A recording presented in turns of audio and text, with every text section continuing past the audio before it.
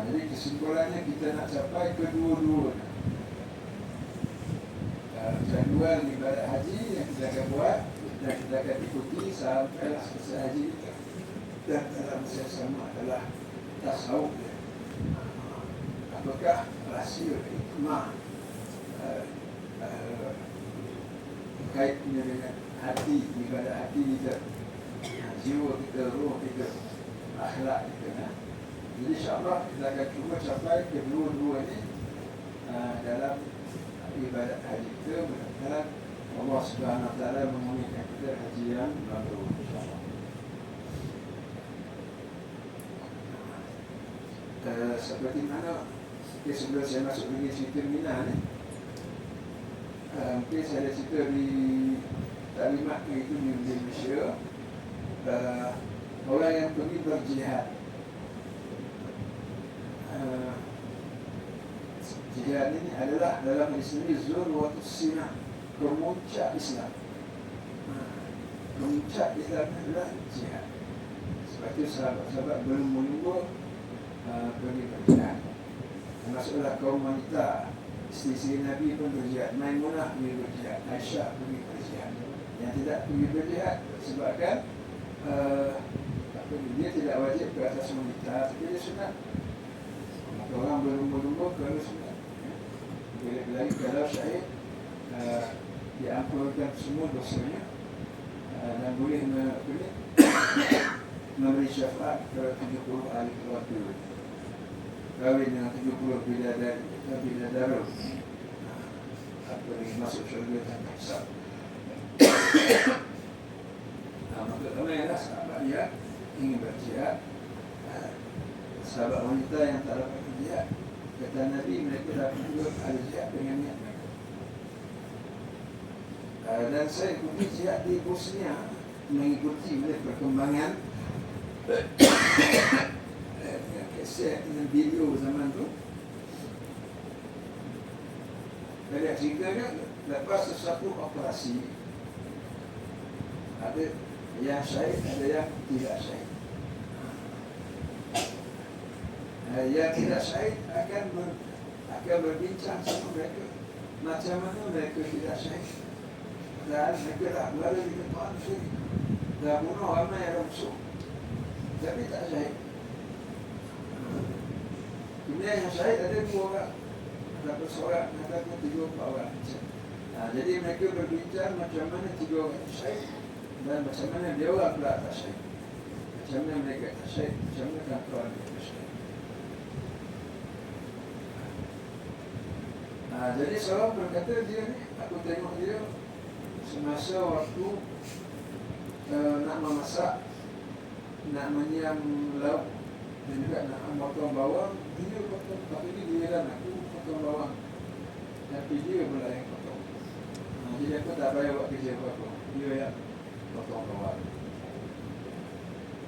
Lalu dia dapat syahid. Maknanya dapat syahid ni bukan semata-mata berada di depan dengan musuh, antara dia dengan musuh tu jarak depan macam tu, dia dapat syahid. Tak semestinya dia dapat syahid kerana dia potong bawang. Ada seorang pula cakap, dia ni syahid macam mana? Itu aku nampak, bukan giliran dia cuci tandas. Giliran aku cuci tandas, tapi bila aku pergi tengok dia dengan cuci. Aku dah cuci, giliran aku dia tetap kat tanah kami dah. Aku dah cuci, dia pun syahid. Maknanya seorang lagi mendapat syahid bukan kerana dia berada di barisan hadapan semata-mata, tetapi kerana amal kebajikan yang dia lakukan. Seorang lagi, ini saya dengar sikit keset dia, nama samaran Abu Mujahid, dia orang Pakistan, warga British. Dia dah kutip sumbangan untuk jihad di Bosnia. Bosnia ni jihad dia tahun 92 sampai 95, 4 tahun. Orang Islam dikepung tengah-tengah Eropah, masalah Islam dikepung dan dibunuh beramai-ramai selama 4 tahun. Di Gaza ni baru setahun setengah. bosnya tu 4 tahun terima, tak boleh buat apa-apa. Macam mana di Gaza orang tak boleh buat apa-apa, macam itulah di Bosnia pun tak boleh buat apa-apa. Dan sangat kritikal. Kalau di Bosnia yang terbunuh 60,000 sekarang, di Bosnia tu ratusan ribu dibunuh selama 4 tahun. Masa itu saya di Mesir, ada pelajar Malaysia kawan saya pergi sana nak berjihad. Dia tak minum dan bola ke dia tak boleh, dia tak boleh. Jadi tiket dia pergi sampai di Kroatia, di airport Kroatia. Airport tu dikuasai oleh Kristian, orang Islam. Dia tengok dia orang Islam, dia suruh balik. Esok ada balikan saya main bola ni. Jadi kita pergi Bosnia, dia tak boleh. Sampai datang tempat yang dimiliki oleh Kristian, dia hantar balik. Dia semangat orang Islam untuk berjihad, termasuk dalam pelajar-pelajar Malaysia yang belajar Malaysia. Jadi seorang Abu Mujahid ini yang memiliki di UK, di England, dan yang ada di Bosnia. Dan tak sekali dia kata tidak memadai dengan bantuannya. Lalu dia meninggalkan dia, terus dia pergi ke Bosnia, mana dia dapat masuk. Dan masa jumpa dengan Mujahidin itu semua, dan dia daripada England dia bawa Nescafe Gold Blend ni. Lepas tu masa latihan dia kecil dulu masuk ward. Dia masuk ward. Yang cerita ni kawan sebelah kat ward. Ketika dia sembang, orang duduk berjihad. Barulah jumpa Nescafe minum air, bagi teh. Jadi dia toilet, kau bawa Nescafe Gold Blend ni. Dia apa? Mengidap kawan. Apa kata Mujahid? Kau suka ke Gold Blend? Ya, suka lah. Ambil lah. Dia buat dia beri dia. Ambil lah. Satu botol besar lagi. Namanya dia lebihkan sahabat dia lebih daripada diri dia sendiri. Masa operasi dia syahid. Lepas operasi balik ke camp, tunggu dia sehari, 2 hari, 3 hari tak balik. Keluar dia syahid. Jadi dia nak syahid. Yang cukup tak dalam kenderaan, sudah balik bawa ke camp. Sampai ke camp, satu camp bawa ni. Satu camp bawa ni. Jadi dia lepas syahid, Nescafe dia Gold Blend dia bagi pada sahabat. Dia melebihkan sahabat dan dia berdiri. Dia lepas ni saya boleh sambat lagi dia kata bawa dia bersyah jauh-jauh. Sampai situ sedap lah tempe. Nak kan? Dia macam dia lepas syahid. Sama lah dengan ibadat haji. Dengan kita rasa kita dapat haji mabrur semata-mata Allah sa'i buntis semata-mata kan. Jangan rasa semua orang telah tengok semua. Termasuk sekarang hubungan sesama kita melebihkan sahabat lebih daripada diri kita sendiri. Itu hubungannya. Dalam persahabatan ni dia ada tahap-tahapnya. Tahap yang paling rendah 8 dari. Tahap yang paling tinggi Islam. Melebihkan saudaranya lebih daripada diri di sini. Dia panggil Islam. Jadi kita sini berhukum ikatan ukhuwah antara kita dengan A, antara kita dengan B, antara kita dengan orang C. Sejauh mana ikatan? Kayu ukhuwah pembaris bangga kita. Paling rendah 8 dada. Itu masuk 8 dada. Antara kita dengan Cik Mat 8 dada kita. Tidak ada rasa terguris. Tidak ada rasa terguris, tidak ada ukhuwah. Sebab ukhuwah yang paling minima, yang paling sikit. Selepas itu tak ukhuwah Yang prinsip adalah berlapar kan. Bila saya tengok Cik Kamal tak ada apa-apa rasa. Itu minimal. Tapi kalau saya lebihkan Cik Kamal, itu yang tertinggi. Contohnya macam mana nak lebihkan sahabat. Itu contoh yang praktikal lah. Contoh kita dah tunggu tanah ni lama kan. Lebih-lebih kalau orang nak kemah Mina ada 10-12 jam kan. Sampai giliran kita kan. Dia ada 5 orang depan kita, 4 dan masih kita kan. Nanti saya nampak Cik Kamal, dia masuk lalu. Walaupun kita dah tunggu sejam. Itu contoh. Kalau Malaysia, kalau sahabat kita, rosak kita. Nanti pejabat kan. Kenapa? Ini kucing kita. Lepas itu kita nak bahas apa?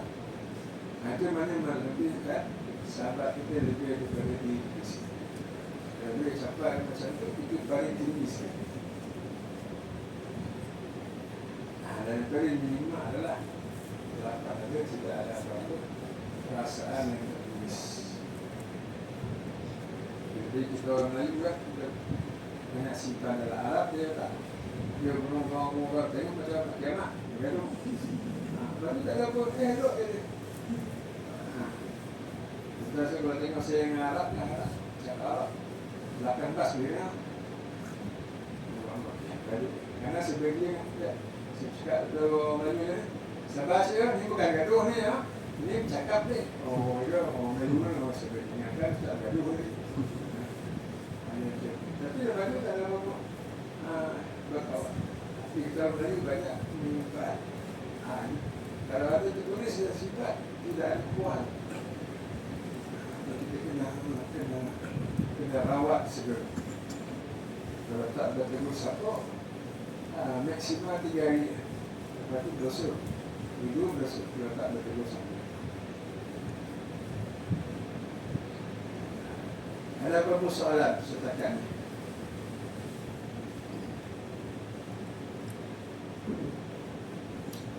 Ya. Baik, kita masuk tentang Mina.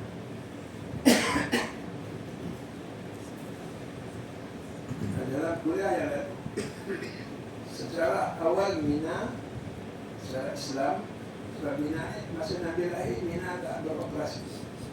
Haji daripada zaman Nabi Ibrahim AS. Ribuan tahun. Mana yang Nabi lahir? Nabi semasa kecil dia. Jadi Nabi orang Makkah. Dia dah nampak orang buat haji, buat umrah. Di zaman remaja dia buat. Apa tak lagi? Saudara mara dia. Saudara mara orang kena mahal. Berbahagian tugas jemaah haji. Bapak-bapak saudara dia. Jadi lagilah Nabi SAW banyak sini kan. Semua yang berlaku dalam haji. Contohnya Abbas, kalau tak silap, dia incas jemaah haji. Sebab Arab ni dia pagi-pagi. Ada incas perang. Ada incas sudahlah bagi dia Arab konstruksi. Kaabah, cuci Kaabah dan sebagainya. Ada incas beri makan minum orang jemaah haji. Itu dia bagi-bagi sesama bapa-bapa saudara Nabi SAW. Jadi Nabi menyaksikan setiap tahun dia katakan pesta pesta di Makkah. Dan mereka menghormati Nabi sebagai orang amanah. Sebab payah nak cari orang amanah di Makkah. Makkah ini penuh dengan maksiat, konsert, arak, zina, judi, penuh dekat Makkah. Arak, kira arak ni macam minum teh ya. Sehingga bila turun pengharaman arak, kata doktor, baru-baru masuk orang buat arak macam nak banjir. Macam mana cara kita tersebut macam nak banjir Makkah. dan Madinah kebiasaan makan minum Arab. Zina resmi, peraturan di Mekah resmi, bukan macam di Indonesia. Itu dikeliling Kaabah. Kalau sahabat sekarang ni rumah uruk namanya kan. Tapi rumah uruk dia tak cerita peraturan. Tapi di Mekah ada rumah pelacur yang akan digantung bendera putih. Mana kalau jalan bendera putih itu rumah pelacur. Namanya resmi dunia teruk ni Mekah. Ketika Nabi pelacur dan beliau. Tapi musim haji buat haji. Itu kita kata ajaran sesat. Padahal Islam yang dibawa oleh Nabi Ibrahim adalah di Makkah yang ada Kaabah. Ini berlaku ajaran sesat dan akhirnya menyeleweng. Dengan kita rasa ajaran sesat ni payah nak berkembang. Kat Malaysia banyak ajaran sesat. Saya ingat ajaran sesat satu, bukan orang tak berilmu. Ada seorang kawan saya sama belajar Malaysia. Itu saya pergi Australia dan pergi tabligh, buat perubatan. Kahwin pula dengan pelajar perubatan tabligh juga. Balik Malaysia, dua doktor tidur dekat Greek. Sampai itu kawan ni perempuan dia telefon saya. Ada nak minta lah. Sudah apa masalah? Suami dia ikut ajaran sesat. Ini belajar doktor lah. Ajaran sesat tu macam mana? Di rumah berkata berzikir tak semayang sampai petang, sampai malam. Tiap-tiap hari ini. Doktor boleh jadi macam ni. Kat Greek. Dekat mana dia berada? Dekat Sumbat, kat Temiak. Dah dekat rumah saya. Apalah doktor dia daripada Greek sekarang. Ikut ajaran sesat dekat Temiak, Sumbat. Saya kata dekat rumah saya tu. Apa yang kita tengok? Orang kata dan taman perumahan dekat Temiak, Ulu Temiak, rumah teres ada penolok. Orang Sumban pun tak tahu dia. Tapi berat berat bersikir kat situ sampai tak suka. Itu nak kata ajaran sesat. Bukan apa ni, itu dalam keadaan ada mufti, jabatan agama, apa semua. Ini kan pula zaman Nabi Ibrahim dah berlalu ribuan tahun. Dah jadi macam-macam lah Makkah. Ajaran sesat.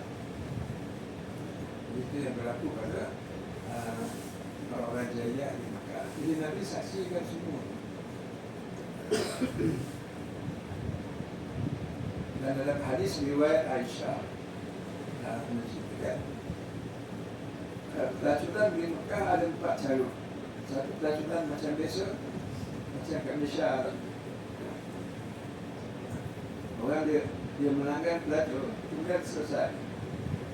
Cara seterusnya adalah suami dia suruh isteri dia dah bincang dengan kawan dia, hadis ya.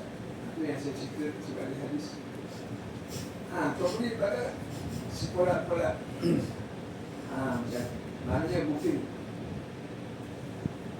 Jadi bila kita kata resmi, maknanya masyarakat dah jadi biasa dan tidak ada sebarang tindakan ataupun kesalahan ataupun hukuman. Itu dah jadi adat kebiasaan. Cara seterusnya adalah ramai lelaki mendatangi seorang wanita. Kemudian dia mengandung dan lahir, dia panggil bagi semua lelaki itu 15 lah. Semua datang berkumpul. Budak ni siapa abah dia? Perempuan ni akan buat keputusan. Tengok kau abah dia. Dia ambil budak. Wajib dia ambil. Bukan wajib, mestilah. Mesti dia ambil budak ni dan dia bela budak. Kalau dia tak ambil, kerajaan di Makkah akan ambil tindakan.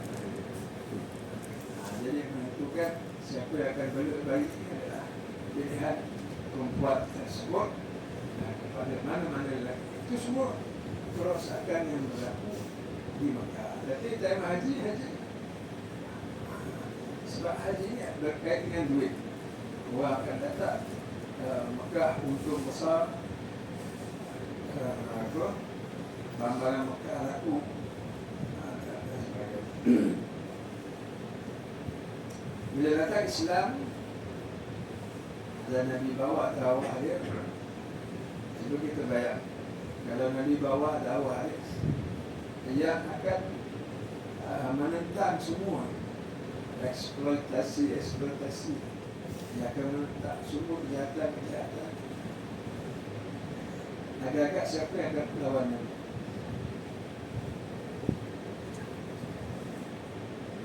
Siapakah golongan yang pertama akan lawan Nabi?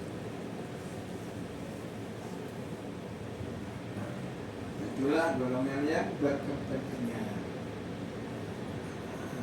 Golongan berkepentingan adalah golongan pembesar. Sebab mereka yang atur musim haji, mereka yang tentukan cukai, mereka yang tentukan peraturan. Jadi mereka yang banyak keuntungan hasil daripada seluruh kerosakan. Datang Nabi, tiada pelacuran, tiada arak, tiada judi, tiada.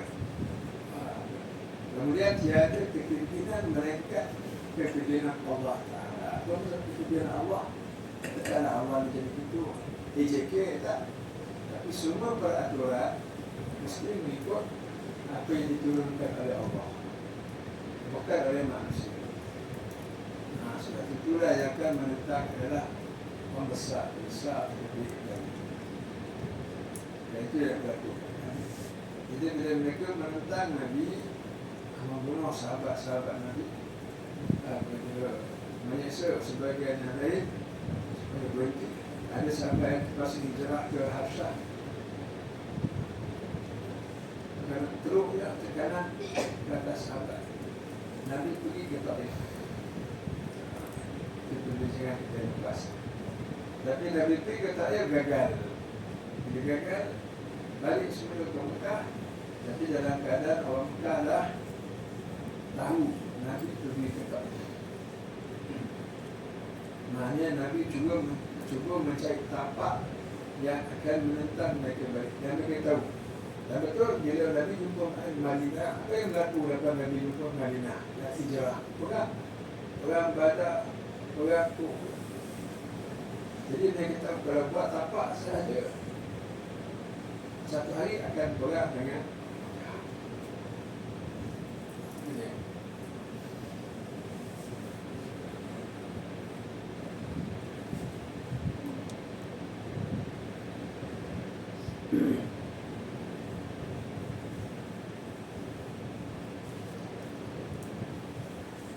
Jadi bila gagal di Taif, Nabi tidak berdiam diri.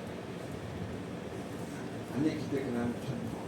Gagal satu betul, tapi kita nak capai matlamat, nak bagi Islam ini menang. Gagal satu, tidak semestinya lepas itu kita berputus asa. Maka Nabi cari juga tapak lain. Tapi yang paling senang adalah di Mina. Sebab di Mina, semua orang akan berada di Mina. Kalau musim sebelum hari Mina, orang akan buat sekarang, hotel sana, hotel sini. Bukan senang nak cari. Tapi kalau tunggu hari Mina, 3 malam, semua akan berada di sini. Sangat mudah masuk setiap kemah. Begitulah Nabi tidak melepaskan peluang jemaah haji yang datang daripada berbagai negara atau negeri berada di Mina, maka Nabi masuk setiap kemah. Semuanya gagal juga. Semuanya gagal. Bila gagal, Nabi pun nak bertolak balik. Kita dengar ada beberapa orang tengah bersembah. Itulah ada orang yang datang daripada Madinah, jemaah haji Madinah ataupun jemaah haji Yasrib. Jadi Nabi kabur lagi. Nabi pun dekati mereka dan Nabi kata, ada pada mana ni? Dia kata, ya pada Yasrib. Oh, tempat ni ada Yahudi je. Dia kata, apa hal? Lalu Nabi pun ceritalah, dia adalah Nabi Rasul, diutuskan oleh Allah, kaum yang menyusahkan dia. Tetapi Taif tak berjaya.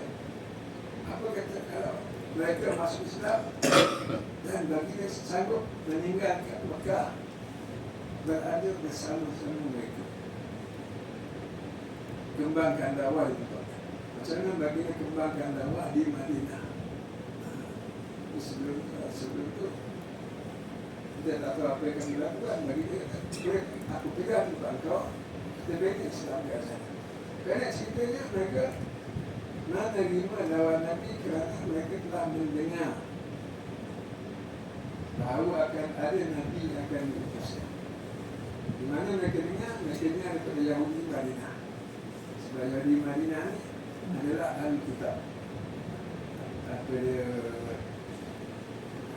membaca kitab Taurat. Dan dalam Taurat tu ada disebut kedatangan Nabi yang terakhir. Cuma orang Yahudi di Madinah mendakwa bahkan Nabi ini daripada golongan mereka. Belum rupanya Nabi yang diutus sekali daripada golongan Arab. Lalu mereka dari situ menggunakan agama Islam dan mereka balik dan Islamkan ahli keluarga. Di situ kita berhenti pada kuliah yang pas, tuan. Mereka berdakwah, Masya Allah. Banyak peristiwa-peristiwa. Dan orang Madinah ni cukup senang terima Islam. Berbanding orang Mekah. Pasal apa?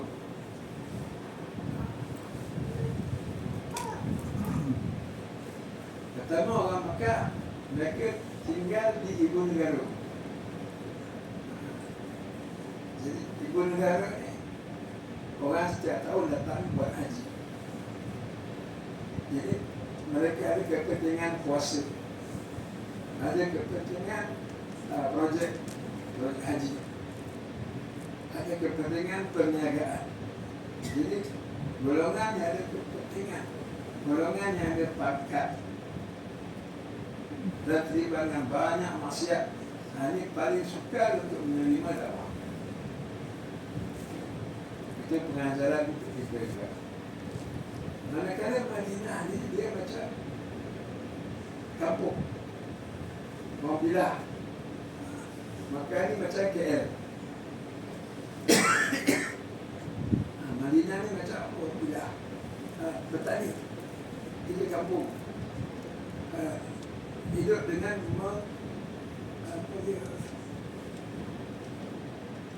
menanam kurma. Jiwa dan fitrah mereka lebih terpelihara berbanding dengan jiwa dan fitrah orang Mekah. Lepas tu mereka dapat yang Islam, mereka sebarkan pada orang. Jadi dah makin ramai, beratus-ratus orang masuk Islam dalam masa setahun. Lebih ramai daripada orang Mekah masuk Islam dalam masa 13 tahun. Lebih ramai orang masuk Islam di Madinah dalam masa setahun. Lalu bila tiba musim haji yang berikutnya, 12 orang yang masuk Islam bersama dengan orang lain, orang Madinah pergi mengerjakan ibadat haji. Dan mereka mengambil peluang ini untuk bertemu dengan Rasulullah SAW yang mereka tak pernah dengar, yang tak pernah lihat sebelum. Mereka masuk Islam dibawa oleh 6 orang yang pulang daripada haji. Jadi mereka dengar itu tentang Nabi, tapi mereka belum masuk sebagian daripada mereka. Saya rasa sebagian lagi dah pergi haji tahun lepas. Lalu mereka buat perjanjian berjumpa Nabi di Aqabah, dekat Jamrah tu. Tapi jauh sikit daripada Jamrah. Kawasan bernama Aqabah. Itulah sebagian daripada mereka kali bertemu Rasulullah SAW. Sorok mereka dapat jumpa Nabi. Nabi yang membawa agama Allah Subhanahu wa Ta'ala. Bila dah habis pertemuan tu, Nabi ajak mereka berjanji. Apa dia janji dia? Janji untuk mengamalkan Islam dengan cara yang terbaik dan meninggalkan perangai-perangai jahiliah. Itu Nabi mereka berjanji. Dan mereka setuju. Maka berlakulah perjanjian yang pertama, dipanggil perjanjian Aqabah 1. Antara Nabi dengan 12 orang daripada Madinah jemaah haji. Rombongan haji ramai, mungkin berpuluh atau beratus. Tapi masa juga Islam ada yang melakukan haji ada 12 orang. Apakah butir-butir perjanjian? Allah tusyrik billah syai'an. Kamu jangan mensyirikkan Allah dengan sesuatu.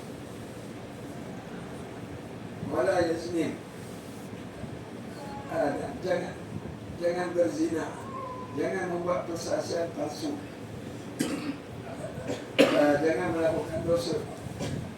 Kemudian semua berkenaan dengan pantang larang di dalam Islam. Atau perjanjian dengan Nabi SAW. Dan mereka setuju. Lalu mereka balik ke Madinah. Nabi hantar seorang sahabat ikut mereka balik. Nama Mus'ab bin Umair untuk menjadi guru kepada mereka.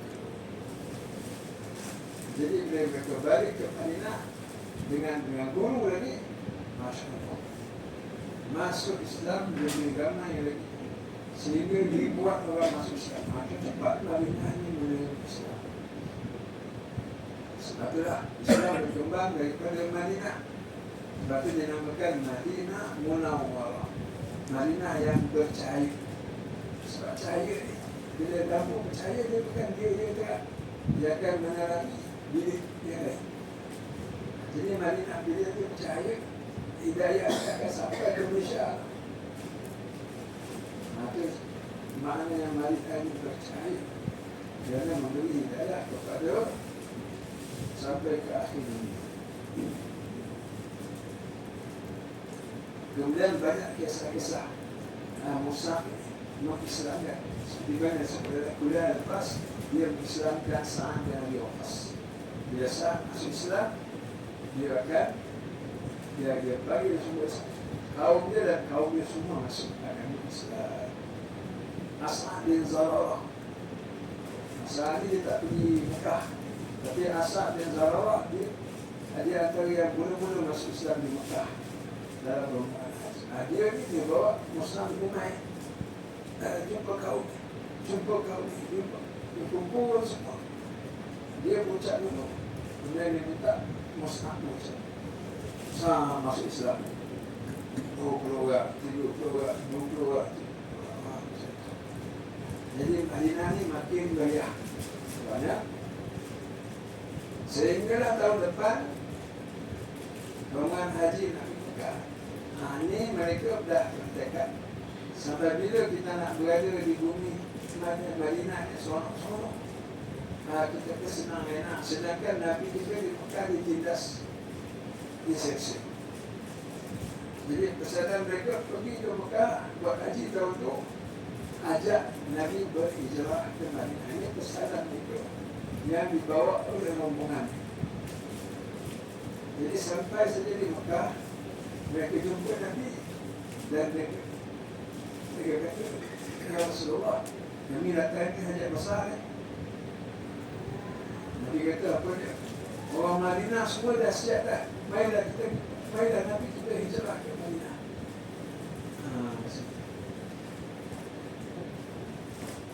Nabi kata apa? Betul serius ni. Kalau serius, kita buat perjanjian. Kalau serius, buat perjanjian dekat mana? Sekali lagi kita buat perjanjian dekat Aqabah.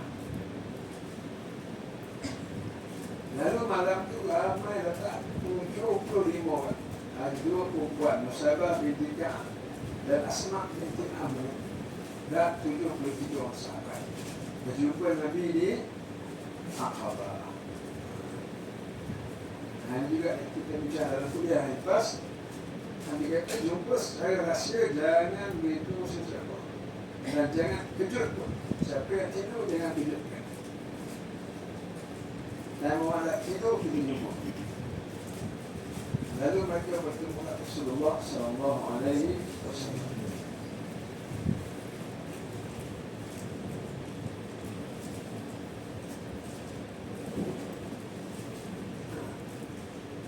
Dan hanya kita rasa kita kat Mina ni tuan-tuan. Perjanjian ni perjanjian yang besar. Sebab dengan perjanjian ni dah Nabi berhijrah. Dan dengan hijrah lah Islam berkembang. Jadi walaupun nampak kecil perjumpaan 75, tapi ini nak mengubah satu dunia. Dan telah mengubah dunia lepas. Ini perjanjian nak bawa Nabi hijrah tinggal ke Mekah. Kita bina betul-betul Islam di Madinah.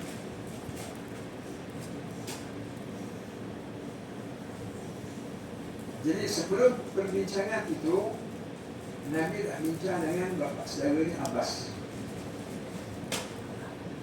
Soalan Nabi kata ke Abbas, malam ni kita nak buat perjanjian. Saya nak perjanjian dengan orang Madinah. Dia nak ajak hijrah ke Madinah. Pak saudara dia pula, dia tak tahu. Dia akan kehilangan anak saudara dia. Abbas ni orang yang incas, menteri yang incas haji. Mana dia ada kuasa. Bila Abu Talib meninggal, dia jaga dah. Jangan pusing anak saudara. Tapi tidak boleh selama-lamanya anak saudara dia diseksa dan sahabat-sahabat dia diseksa. Akan datang satu hari anak saudara yang Nabi akan tinggalkan Mekah juga. Kalau keadaan Mekah di sana. Dan masa itu telah tiba. Jadi Abbas dia sayang dengan anak saudara dia. Tapi dia tak nak tahan anak saudara dia. Kerana hijrah ke mana. Tapi dia cuak-cuak je. Betul kalau orang ni nak ajak anak saudara tu di Mekah ni dia dah jaga dia boleh kecil nanti. Takut nanti pergi Madinah. Orang Madinah olok-olokkan Nabi. Bila Mekah kata kau tangkap Muhammad. Orang Madinah takut dia tangkap Nabi. Serah Nabi Muhammad. Ataupun orang Mekah kata dekat Madinah masa itu Madinah nak lawat. Tak nak bagi Nabi. Mekah boleh kontak kuasa besar dunia Rom dan Parsi. Zaman sekarang pun orang boleh kontak kuasa besar. Zaman dulu pun orang boleh kontak kuasa besar. Jadi kalau orang Mekah pakat orang Yahudi kontak Parsi ataupun Rom itu lebih kuat. Kalau tangkap Nabi Muhammad, suruh orang Madinah tangkap Nabi Muhammad. Orang Madinah kami nak lawat Rom dan Parsi.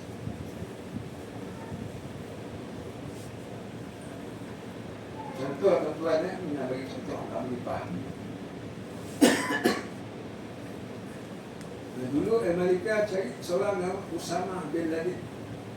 Ada dengar tak dulu? Osama bin Laden Amerika cari. Osama pun menyuruh lagi bukit-bukit dekat Afghanistan. Katalah mereka hampir nak jumpa kat bukit. Dicabut lagi datang kat Kuala Lumpur. Dia berlindung di Kuala Lumpur. Selamat tak? Osama yang dicari oleh Amerika berlindung di Kuala Lumpur.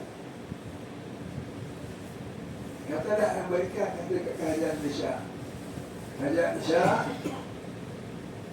kami nak Osama. Agak-agak kerajaan Malaysia bagi tak? Tanya pegawai tinggi. Saya tak. Amerika kata, Malaysia, Osama ada dekat Hotel Hyatt. Kami bagi tempoh seminggu, kami nak Osama terbang ke Washington. Negara Malaysia bagi tak? Atau dia kata, tidak, kami akan jaga Osama.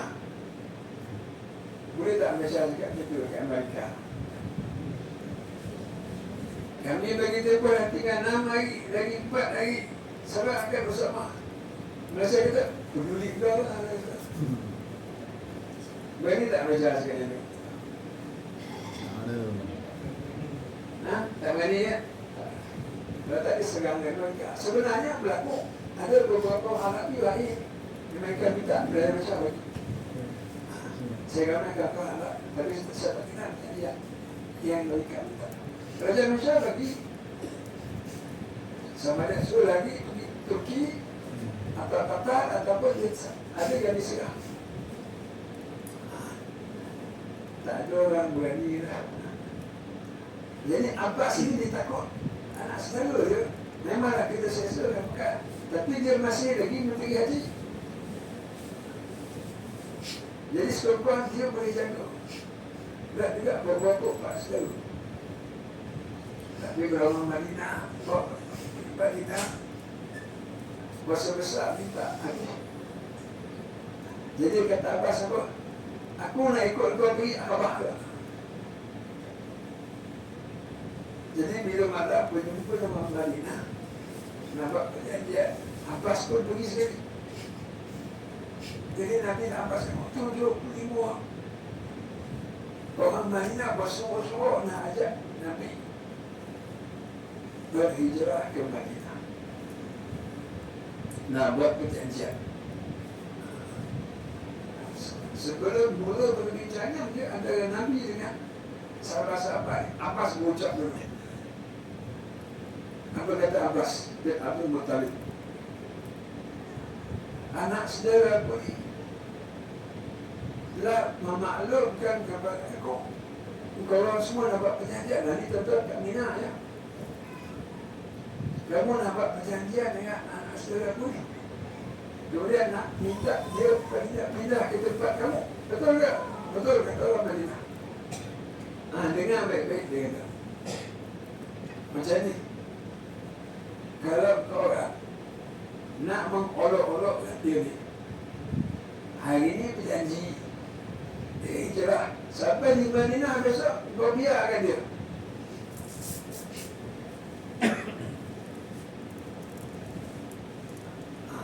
Kau merengah-rengahkan dia. Kau dengar baik-baik. Dia Makkah ni masih ada bapa saudara dia yang akan menjaga. Maknanya tak usah lah. Tak usah buat janji apa-apa. Tak usahlah ajak dia pindah ke Madinah. Itu kata Abbas. Kita boleh bayar Mina guys. Inilah jumpa tu, kira ada 44 orang kan. Ini 75 orang. Rahsia. Tidak ada orang Makkah yang tahu. Kemudian Abbas kata, tapi kalau kamu serius nak ajak dia pindah ke tempat kamu akan jaga betul-betul. Bincanglah sekarang. Itu pesanan Abbas kepada rombongan haji daripada Madinah. Kata orang Madinah, kami serius. Kami nak ajak berhijrah tempat kami. Tempat kami dah beribu orang. Lalu Abbas membiarkan anak saudara dia berbincang.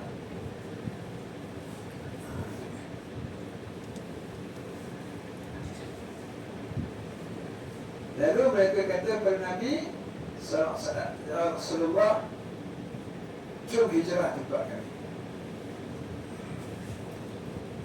Letak apa syarat yang banyak diadakan pertimbangan. Syarat untuk pindah ya. Ini tengah deal, tengah bagi. Kata Nabi, kalau aku pindah ke tempat kamu, antam na'uni bila qadim ilaikum kama tamna'a nisa'akum wa zurriyyatakum. Itulah syarat Nabi. Kalau aku berhijrah ke tempat kamu selepas musim haji ini, kamu akan menjaga dan melindungi dan mempertahankan aku seperti kamu mempertahankan anak dan isteri kamu. Itu yang syarat. Maknanya syarat pertahanan. Kalau tahun lepas berjanji juga di Aqabah, Itu janji pendidikan. Jaga akhlak, jangan buat dosa dan sebagainya. Tapi tahun ini punya perjanjian adalah perjanjian pertahanan. Kalau aku hijrah tempat kamu, kamu jaga seperti kamu menjaga anak isteri kamu. Hanya kalau Quraisy minta Muhammad ikat dia serah, macam ikat isteri dan anak-anak serah. Kalau Rom dan Parsi minta Nabi Muhammad ikat dia antara Eropah antara Empire Parsi, macam ikat isteri sendiri dan anak-anak serah. Sama tak macam itu.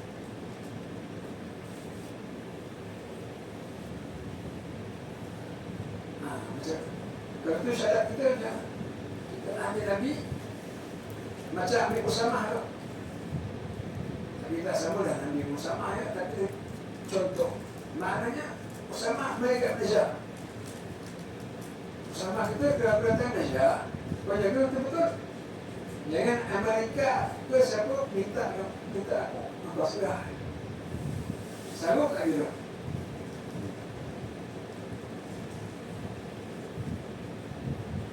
Maknanya kalau Amerika minta, kita boleh kata kat mereka, kami takkan serah ni kerana kami lawan. Macam tu ya.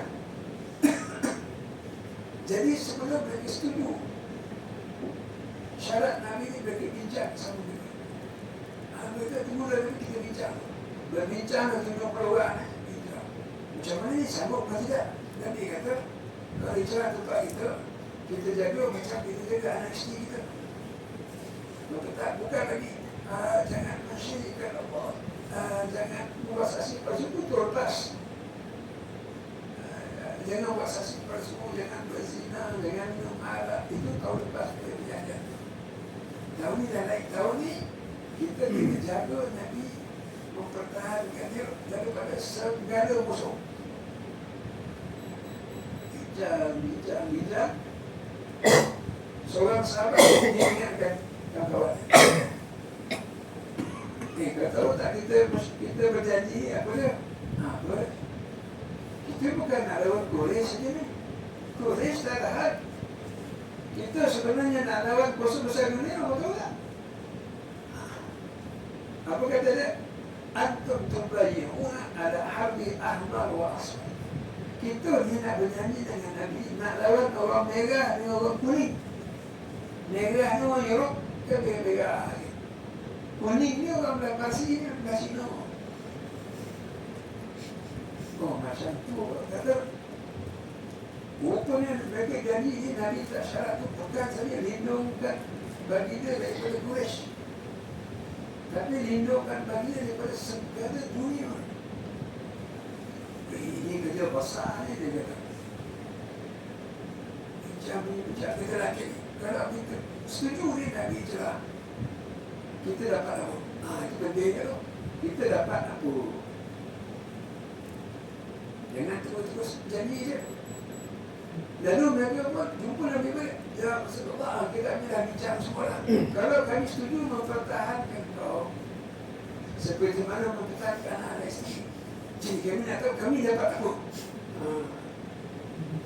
Kau jawab Nabi, kamu dapat syurga.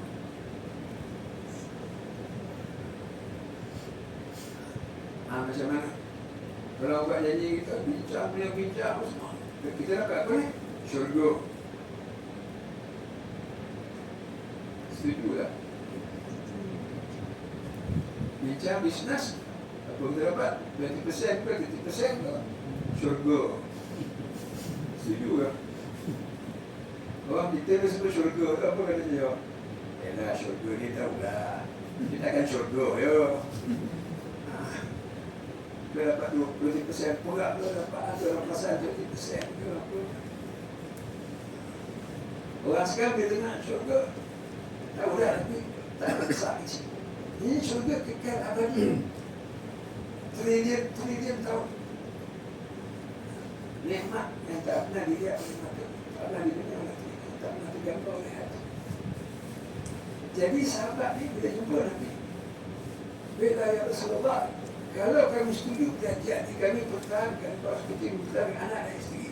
Lawak semua di dunia ni merah kuning semua terlawak. Kami dapat apa? Nabi kata lakumul jannah. Orang dapat syurga. Dia orang tak kejut. Ingatkan 20%. Tahu kata, apa syurga yang besar, kekal, abadi, seluar langit dan bumi sampai akhir masa. Pondok besar yang mereka tak sanggup. Bila dengar syurga, terus dia pegang tangan Nabi. Semua pegang tangan Nabi. Salam Nabi, Rabbi al-baik la nuqil wa la nastaq. Ini deal sangat beruntung. Hanya mempertahankan Nabi ya, pada mereka dah jadi entek. Lawan Rom pun entek. Tapi memang betul lepas tu dia lawan Tuhan Tabuk. Dia tak takut dah rasa. 10 tahun lepas. Nah ini sebelum 10 tahun. Masa yang mereka tak nampak apa lagi di depan. Tapi yang mereka nampak syurga. Kalau macam itu mereka pegang dengan Nabi, mereka kata Rabbi al-baik la nuqim wa la nastaqim. Kalau macam ini bisnes yang buruk. Kami takkan kurangkan dan kami takkan minta tukar terma rasa. Maknanya kita akan capai benda ni. Kemudian jangan ubah ya. Yang kita kata ini jangan ubah. Terma rasa ni cukup bagus. Kami mempertahankan kau seperti mempertahankan anak isteri kami dapat syurga. Itu berlaku kat sini. Kita nak buat balik semangat. Lepas ni balik, lepas haji ni tak takut dah Amerika ke Rusia ke, tak takut dah. Kalau minta Malaysia, Amerika kata minyak ni. Katalah kemudian Malaysia pun tak minyak, kita kata minta, tak apa, mewah rumah saya. Biar dia duduk rumah saya. Amerika nak datang ambil. Itu semangat Mina yang kita tak. Ada atau tidak dalam jemaah itu.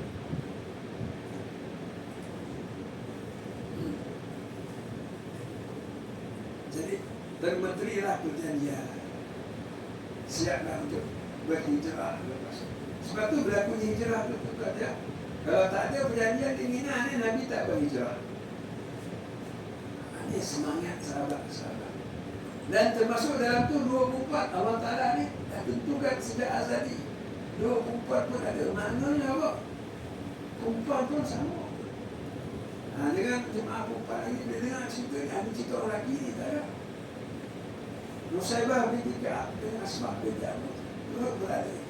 Bila berjanji mempertahankan Nabi di Madinah, sebab tu dia pegang Uhud, Nusaibah dengan Asma' pergi sekali. Sebab dia dah berjanji dengan Nabi. Jadi Nusaibah dan Asma' ni berperang. Maka Asma' binti Abu Bakar, Asma' binti Abu satu perempuan yang lain berperang dalam perang Uhud.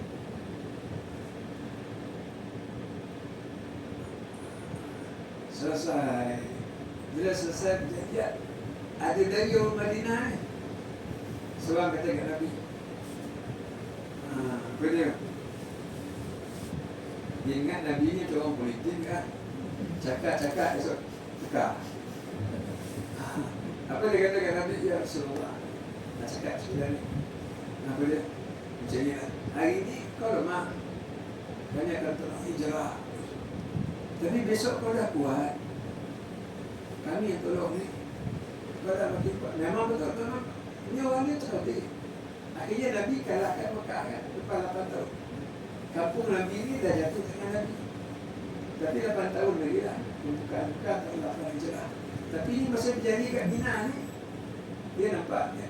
Nak cakap sekitar Nabi dia tak. Macam ni lah. Hari ni kau lemah. Tapi besok kau makin kuat. Adakah satu hari besok Mekah ni dah kita dapat kalahkan Mekah, kau tinggalkan kami, kau balik Mekah balik. Terima kasih banyak lah tolong ya.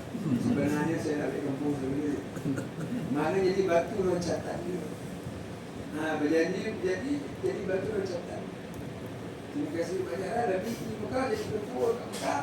Tinggal orang Madinah.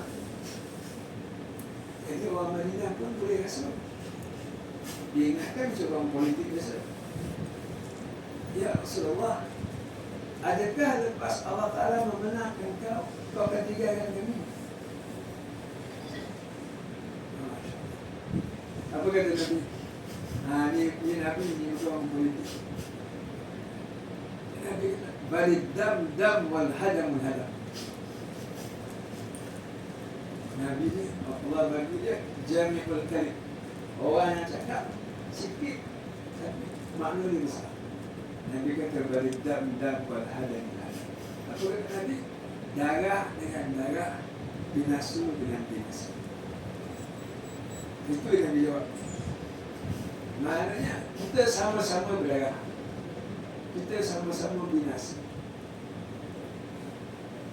Maknanya kamu orang Madinah, kita sama-sama susah.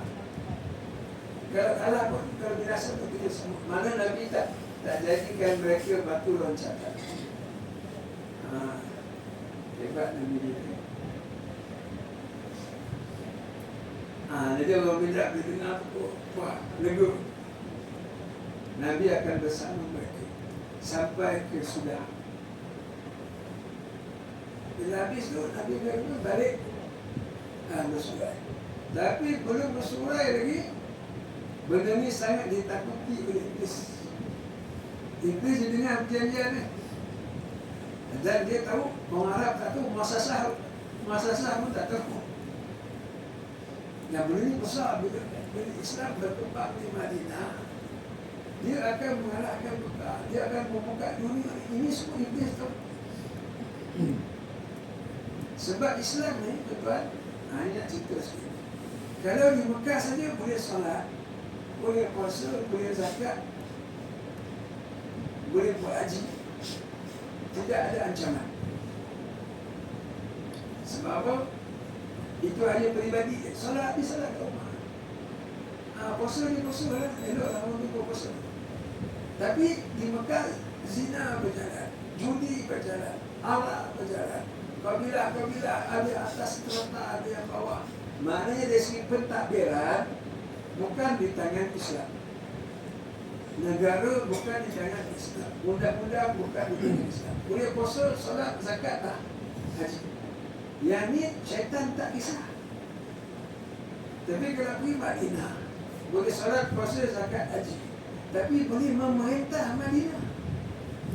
Undang-undang tangan Islam. Siapa yang berzina kena sabat. Ada yang berzina, nama dia apa ni? Maiz. Dan suami dia direjam. Arak, ada sahabat yang dirotan. Apa ni? Mencuri, ada yang dipotong tangan. Mana Islam yang takbir. Negara ini syaitan tak bagi. Syaitan hanya bagi kita solat, puasa, zakat, haji. Urusan negara diserahkan kepada orang yang tak elok. Jadi syaitan dia faham tu, dia dengar perjanjian ni, dan dia tahu muasasah tak tahu benda ni. Elok dapat perjanjian ni, nak pertahankan Nabi. Syaitan betul-betul kat Mina sampai ke rumah ni dengar ni. Dia betul-betul, oi, orang tengah tidur. Oi, Muhammad dengan orang Madinah buat perjanjian, oi. Bahaya ni, Muhammad buat perjanjian nak berhijrah, kemudian nak mempertahankan Islam dekat sana, nak bina Islam. Semua dengar, orang kemah-kemah terkejut. Macam bunyi loceng apa tu, video sedar gitu kan. Sahabat bila dengar bunyi, rupanya perjumpaan rahsia mereka ini diketahui oleh satu suara. Mereka ingat suara orang, sebab syaitan tak tahu dah di Iblis itu semua. Sahabat tak tahu lah suara. Sahabat tak tahu pedang. Maknanya sahabat ni dah janji, dia sanggup perang lawan semua jemaah Mina ni. Semua yang datang ke haji itu, kalau Nabi suruh lawan. Cepat nak dapat syurga. Nabi kata, tak apa, itu suara Iblis. Tak apa. Nabi kata, balik cepat segera. Kemah masing-masing tidur. So dia orang pun menyusup malam. Tak ada orang nampak. Masuk kemah, ramai yang tidur, yang bukan Islam, orang Madinah dia bukan tidur.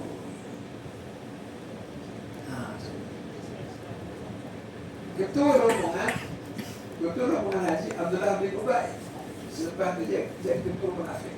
Dia ketua rombongan macam. Jadi dia agak tidur mati lah. Dia tak dengar. Lepas tu pagi tu datang apa ni, muasasah. Masuk kemah orang Madinah, kami keselamatan daripada Mekah. Laporan mengatakan rombongan haji kamu ni ada jumpa Muhammad nanti. Abdullah bin Ubay itu tak ada pula sedang ada dia. Dia tanya rombongan dia, ada dengar siapa ni? Siapa yang jumpa Muhammad tadi? Sahabat tanya. Ada siapa jumpa Muhammad? Dia kata dekat pihak Saudi. Tak ada. Rombongan hari begini semua. Kabar. Tidak ada orang yang boleh buat sesuatu. Aku betul rombongan haji. Beredarlah pihak muasasah. Selamat. Habis saja haji tuan-tuan, Nabi arahkan sahabat semua pindah. Jom, Madinah ketemu, berhijrah lagi. Masya Allah. Dan hijrah ini wajib. Sebab apa wajib? Tergugat. Ya? Tergugat. Sebab? Terancam, tergugat. Terancam. Tapi sebagian daripada sahabat, kalau yang kena seksa tu yang tidak ada kabilah. Bilal tak ada kabilah. Jadi keluarga Yasir, Ammar bin Yasir, tak ada al-al, tak ada lah. Tapi yang kabilah ni tak kena seksa. Maknanya mereka masih lagi selamat. Abu Bakar tak kena seksa sebagai Quraisy. Jadi yang kita kisah kita seksa adalah orang yang tidak ada kerabat. Dia tak hijrah tak apa. Syekh Umar pula kata, aku nak hijrah besok. Siapa nak isteri dia jadi janda, akan jumpa aku besok. Dia macam itu ya. Mana ramai sahabat sebenarnya tak perlu hijrah. Kalau dia sepi takut. Sebab apa wajib hijrah? Wajib.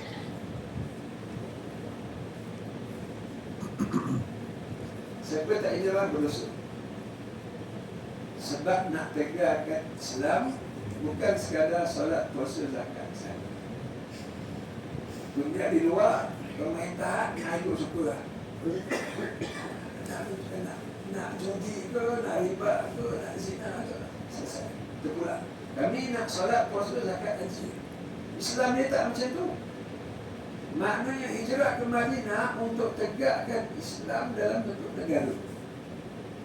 Sama ada urusan peribadi, solat, puasa, zakat, haji, ataupun urusan kenegaraan wajib. Itu sebab wajib. Siapa yang tidak mau berhijrah, dia rela Islam ni hanya Islam di rumah saja, bukan Islam dalam negara.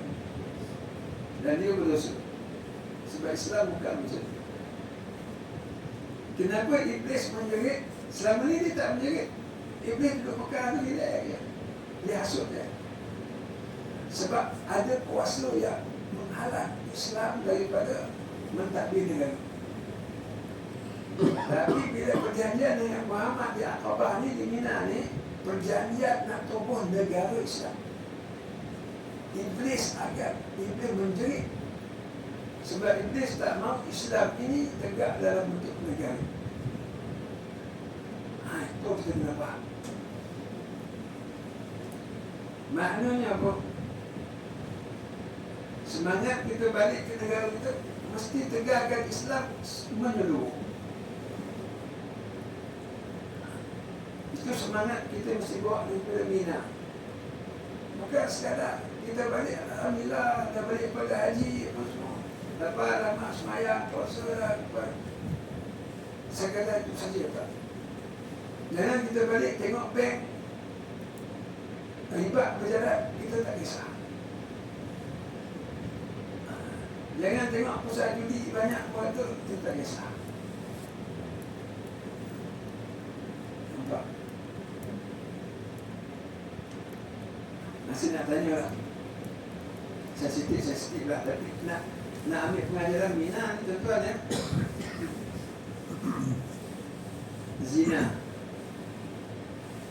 Zina di Malaysia.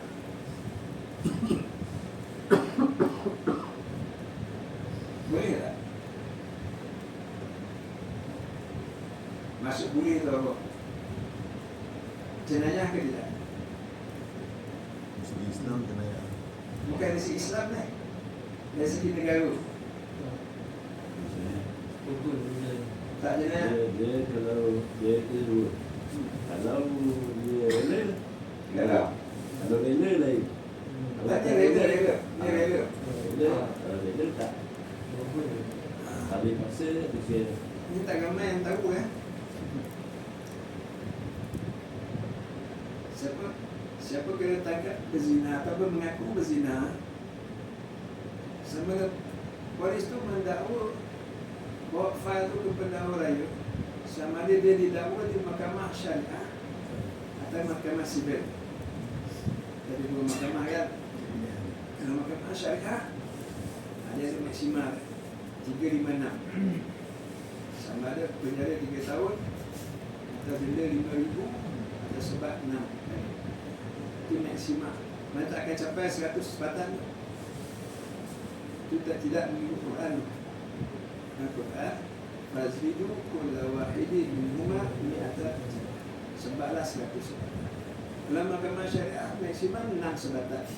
Itu tak ikut syariah. Kalau didakwa di mahkamah sivil, macam mana? Sama 1,000. Tidak ada kesalahan. Ini kita kenapa ramai yang tak tahu. Saya pernah bagi kursus semua doktor, engineer, apa semua ni. Bila saya kata macam tu, ni apa? Tidak ada kesalahan. Di Malaysia, zina dapat adultery. Dalam mahkamah sivil tidak ada kesalahan. Itu keadaan. Maknanya dalam bentuk negara, tak berjalan agama.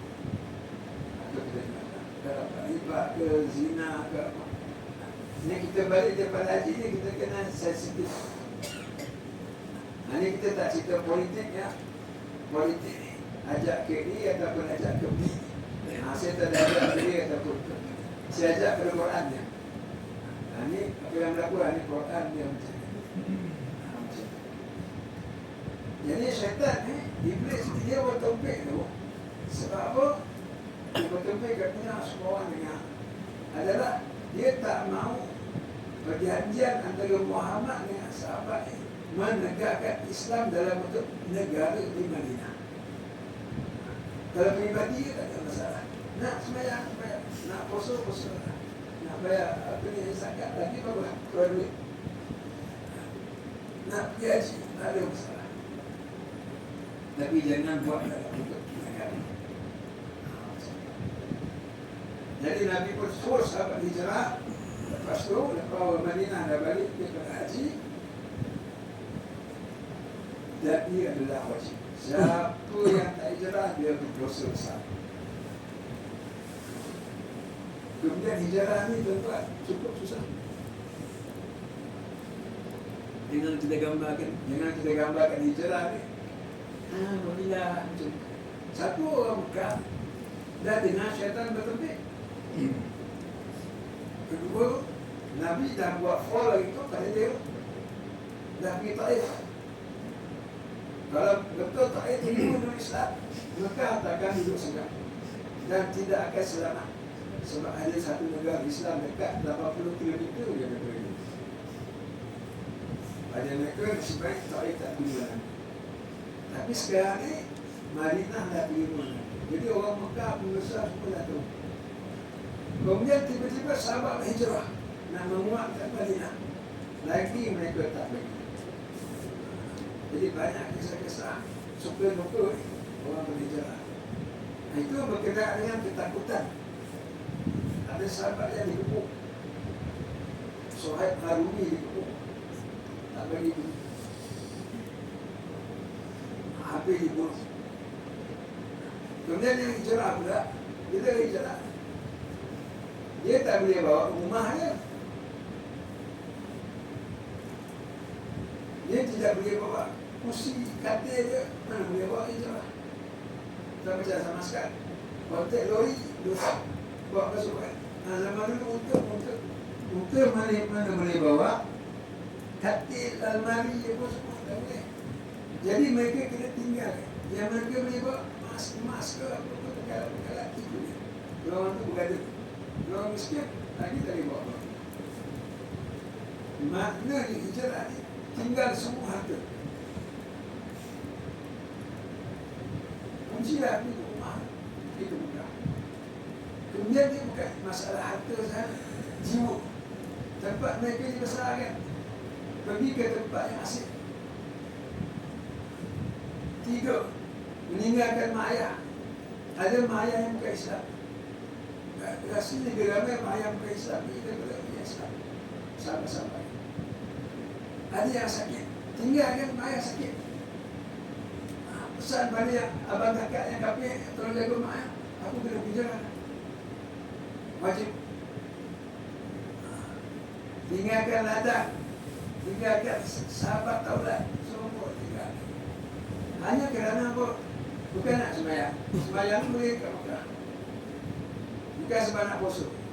Bukan sebab nak haji. Haji tak payah pergi Madinah ke pergi Mekah. Orang Mekah apa-apa dah. Hijrah Madinah kalau sebab haji. Semua tu nak tegakkan Islam keseluruhan. Tadi. Dia ada soalan, silakan. Kalau macam tu ada ke negara yang dikatakan negara Islam betul-betul? Macam mana? Ada ke betul-betul negara Islam yang orang kata keseluruhan dalam sekarang dunia? Soalan sekali, soalan dia. Adakah sekarang Dunia sekarang? Dunia sekarang 100% kata mengamalkan sebagai negara Islam, bukan setakat amalan. Baik soalan. Dalam dunia sekarang ada tak negara yang mengamalkan Islam 100%? Ada macam ni. Daripada kisah di Mina, kita berada di Mina. Kalau ada negara yang mengamalkan Islam 100%, syaitan akan bertepik dari sini. Kalau syaitan senyap kan? Tak ada. Itu satu. Kedua, kalau ada, akan jadi macam Gaza. Amerika tak akan biar.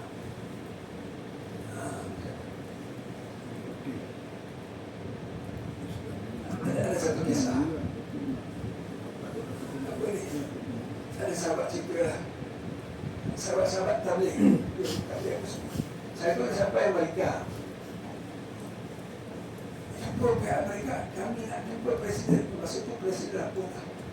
Oh, makan senang lagi orang Presiden. Kadang-kadang kita turun apa ni? Bagian kita. Kadang-kadang kita bayar duit kepada agensi dia. Tapi sahabat kita tadi ni dapat jumpa dan nak tahu apa. Akhirnya dimenangkan katalah dalam 10 minit. Alhamdulillah dapat jumpa. Syarat Islam macam ni. Last kali apa kita dah salah. Masih dengar apa? Tunjuk betul kan? Kau tanya aku. Mana negara yang amal kata itu sekarang? Kau tunjuk mana? Tak terjawab. Satu tak ada, sebab tak ada. Kedua, kalau ada, lepas tu dia kontak. Dia punya tentera ni kau pergi sana. Tak ada.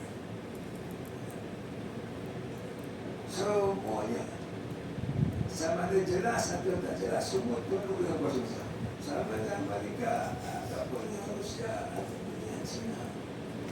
Either you with us or you with us. Dunia sekarang ini macam tu.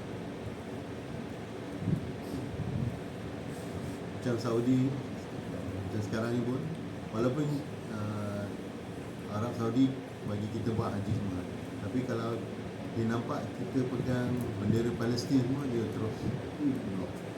Ya.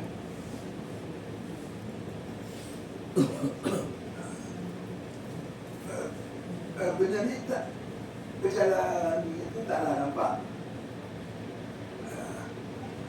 Kebanyakan pemimpin negara dia tak tunjuk kepada rakyat, tunduk dengan Amerika ke Rusia ke apa. Ada orang kata kami ikut mereka. Tetapi apa yang berlaku di Gaza dan masih berlaku itu melonjak semula di Gaza. Bila Amerika serang Gaza, guna di Israel, tapi semua senjata dia tak terlepas. Serang Gaza dah masuk bukan dah seminggu, dah bulan yang ke-18. Satu negara pun tak tahu. Satu negara pun tak tahu. Ini melonjak semua. Sebab apa tak tolong Gaza?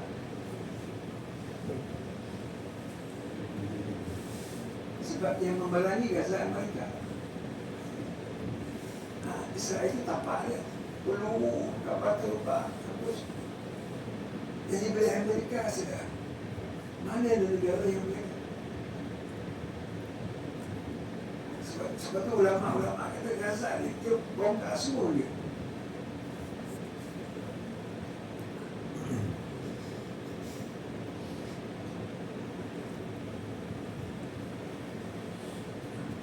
Jadi semua yang kita cerita tentang Mina tadi, Mina tu nampak bumi Gaza, tapi peristiwa kisah semua berkait dengan kuasa besar dunia. Dan semua berkait dengan sahabat, semua berkait dengan Quran. Sebab tu mukadimah kita ikut. Apa yang Nabi buat ni semua ada dalam Quran.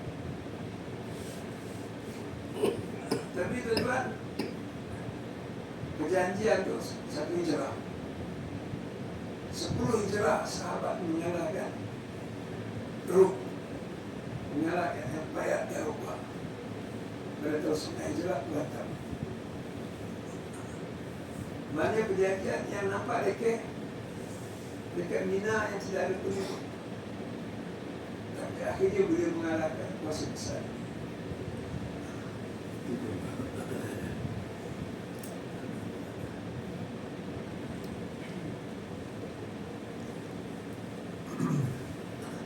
Jadi banyak semangat yang kita nak bawa ni.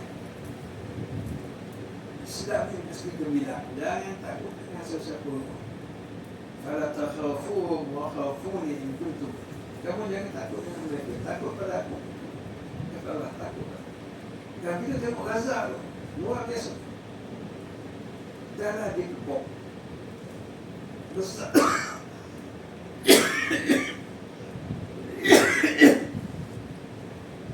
Negara yang jauhnya, panjangnya 25 km, lebar 10 km. Ada lebar 12, ada lebar 6. Rata 10 km je lebar, panjang 25 km. Dikepok ni, padang pasir ni. Tapi mereka sanggup lawat Amerika. Satu mulia yang lawat Amerika, UK, Perancis, Jerman, Itali, Thailand, Sudan, India, semua berkumpul. Luar biasa. Apa yang ada semangat dekat Mina ni ada pada mereka. Mereka nak lawan satu saja. Luar biasa. Seperti Nabi kata apa? La tazalu ta'ifatun min ummati. Akan ada daripada umat. Satu golongan zahirina ala haq, terus tegang dengan kebenaran. La yadurruhum man khadara. Tidak akan memudaratkan mereka orang-orang yang tidak kisah, yang tidak peduli terhadap mereka. Hatta ya'ti Allah, sampai datang ketentuan daripada Allah. Wa hum kazalik, sedangkan orang macam itu. Terus tegang dengan kebenaran dan tidak memberi mudarat orang yang tidak peduli dengan mereka. Dalam riwayat yang lain kata, aina hum ya Rasulullah, mereka di mana Rasulullah? Nabi kata di Baitul Maqdis, di Jerusalem, wa akna Baitul Maqdis, dan di keliling Baitul Maqdis. Itu di Gaza, itu di barat. dia akan turun sampai kiamat. Dia berani terus terang dengan kebenaran. Betulnya hadis takkan tu je. Tapi dia kata daya dulu masalah takkan menolak kita orang tak peduli mereka. Kenapa Nabi tambah tu? Memang bagus sekali. Boleh tak peduli dengan mereka apa? Tengok TV, tengok handphone kan. Sekitar 30 saya. Kadang-kadang ada 16,000 saya. Kadang-kadang perempuan ada 12,000 saya. Boleh tak peduli? Tapi mereka macam pusing.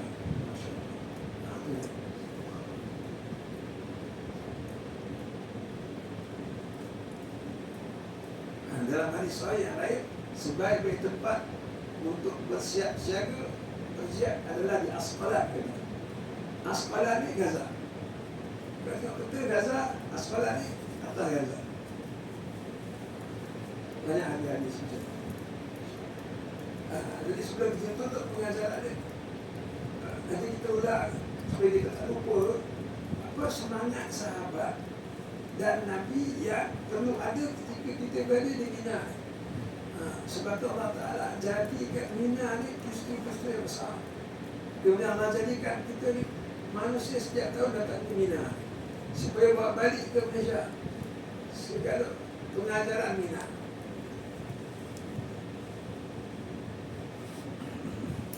Kemudian haji yang mabrur dia ada 3, ingat tak? Apa dia haji mabrur 3? Tanda-tanda haji mabrur. Siapa yang ingat? Yang ustaz penceramah dia mesti ingat. Ini yang dia ceramah. Pertama, sempurna segala rukun dan wajib. Apa dia segala rukun wajib? Semua yang tampak yang dinding ni, semua rukun dan wajib. Sempurna kita laksanakan. Ini ya, wukuf, tawaf, sa'i, penting.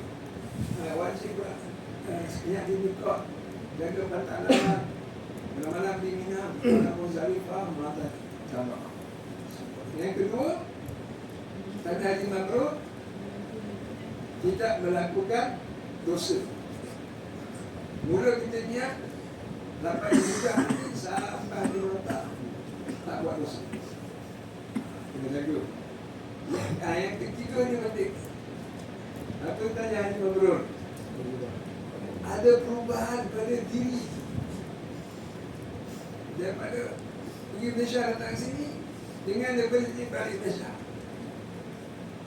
Kalau ada perubahan pada diri, itu tanda mabrur. Itu juga sebab kita buat kuliah-kuliah ni. Sebab kita berubah balik. Jangan macam mana bertolak itu, macam itu adik. Semangat kita berubah, ilmu kita berubah, kisah-kisah Mina kita bawa balik. Itu yang akan ubah kita. Dulu ingat solat, puasa, zakat, haji. Nak balik dapat kabul, pension dapat kabul. Kan? Tapi mana dakwah, amal ma'ruf nahi munkar, mengajar malam juga munkar, menegakkan hukum Allah dan berjihad jalan Allah. Semua dah berubah. Empat ni fardu kifayah besar dengan apa lalu. Pertama dakwah kepada Allah. Kedua amal ma'ruf nahi munkar. Tiga menghukum dengan hukum Allah.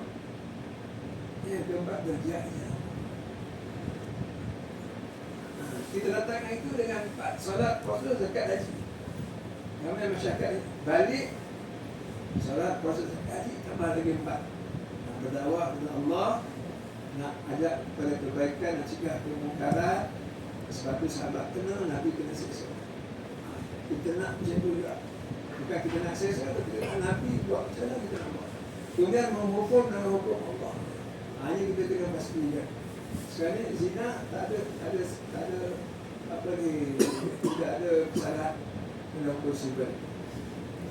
Dan boleh seseorang itu tidak boleh itu Is Azmi bin Ali, bekas pegawai tentera 2 tahun lepas. Dia didakwa di mahkamah sibel, dia lepas. Dia berzina, dia mengaku dalam putusan Malaysia tu. Kalau tak nak saya tali pun saya tak. Dia mengaku berzina dengan isteri orang apa semua. Tapi dia bebas. Tidak ada kesalahan dalam undang-undang sibel. Cuma dia mengurat isteri orang.